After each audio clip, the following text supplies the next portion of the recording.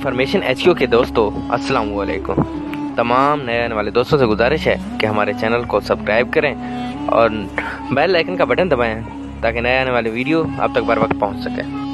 Karbala की जंग 10 मुहर्रम 61 हिजरी एक मुख्तसर फौजी जिसमें एक छोटी सी जमात अल हुसैन इब्न अली की क़यादत में थी, जो रसूलुल्लाह सल्लल्लाहु अलैहि वसल्लम के नवासे और चौथे खलीफा अली के बेटे थे।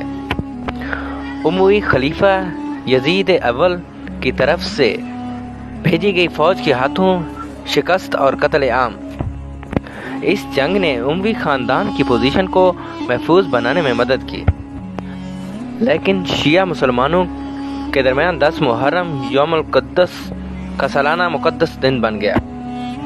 यजीद अव्वल अपने वालिद मुआविया अव्वल की जानशिनी 680 मौसम बहार में की और वादा किया कि वो उन्हें वहाँ का खलीफा बनाएंगे।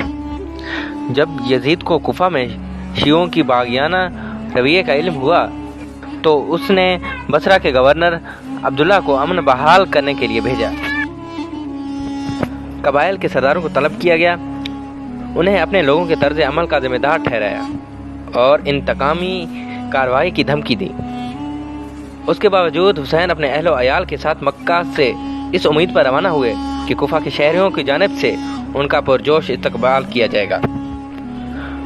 ताहम 10 अक्टूबर को दरियाए फरात के मगरिब में करबला पहुंचने पर उनका सामना अबीदुल्लाह की तरफ से भेजे गए और कुफा के बानी के बेटे उमर बिन साद की कमान में शायद 4000 आदमियों के एक बड़े लश्कर से हुआ, जबकि हुसैन जिसके दस्ते में शायद 72 जंगजू थे, उसके बावजूद कुफा की तरफ से वादाशुदा इमदाद पर भरोसा करते हुए जंग लड़ी। वो और उसके तकरीबन तमाम खानदान और पैरोकार मारे गए। मरने वालों की लाशें बशमूल हुसैन की को मसक कर दिया गया, जिसने शियों की बाद की नस्लों की परेशानी में इजाफा किया। वो औरतें जो हुसैन के साथ थीं, बशमूल उनकी एक बीवी और उनकी बहन ज़ैनब और उनके बच जाने वाले बच्चे, पहले कुफा और फिर सहरा के पार दमिश्क में यजीद के पास ले जाया गया।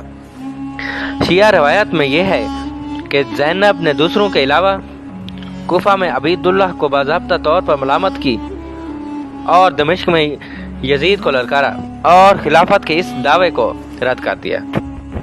उनका इंतकाल 681 में हुआ।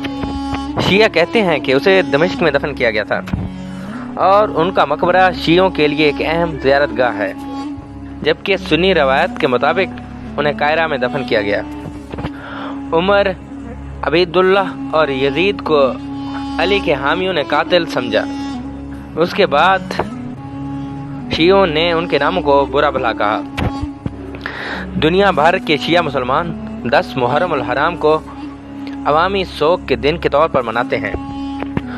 कुछ ड्रामे पेश करते हैं, मसीही जज्बाती ड्रामों की तरह, जो कि करबला के वाक़यात की याद में मनाते हैं, जबकि कुछ लोग मातम की भी मुश्क करते हैं। करबला में मकबरा हुसैन अलैहिस्सलाम शियों के लिए एक मुक़द्दस मकाम है।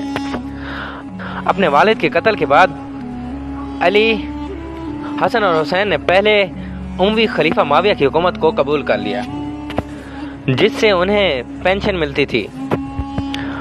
ताहम हुसैन ने मुआविया के बेटे और जानशीन यजीद कानूनी हैसियत को तस्लीम करने से इनकार कर दिया। उसके बाद हुसैन को कुफा के लोगों ने दावत दी, जो कि शिया अक्सरियत वाला शहर है, वहाँ आकर बनी उमिया के खिलाफ बगावत का मयार बुलंद करें। कुछ साजगार इशारे मिलने के बाद हुसैन रिश्तेदारों और पैरोकारों के एक छोटे से गिरोह के साथ कुफा के लिए रवाना हुए। रवायती वाक़यात के मुताबिक रास्ते में उसकी मुलाकात शहरुल फराज़िक से हुई और उसे बताया गया कि इराकियों के दिल उसके लिए हैं और उनकी तलवारें बनु उमिया के लिए हैं। इराक के गवर्नर ने खलीफा की तरफ से 4000 आदमी हुसैन और उसके छोटे गिरोह को गिरफ्तार करने के लिए भेजे। उन्होंने हुसैन को दरिया फरात के किनारे करबला के मकाम पर फंसाया। जब हुसैन ने हथियार डालने से इनकार कर दिया तो उसके मुहाफिज کو قتل کر دیا گیا اور حسین کا سر دمشق، جو کہ اب شام کے نام سے جانا جاتا ہے، یزید کے پاس بھیج دیا گیا۔ حسین کی شہادت کی یاد میں شیعہ مسلمان محرم الحرام کے پہلے 10 دن اسلامی کیلنڈر کے مطابق جنگ کی تاریخ کو نوح الخانی کے دنوں میں شیعہ مسلمان محرم کے پہلے 10 دن کو نوح الخانی کے دنوں کے طور پر مناتے ہیں۔ حسین کی موت کا بدلہ ایک زبردست چیخ میں بدل گیا۔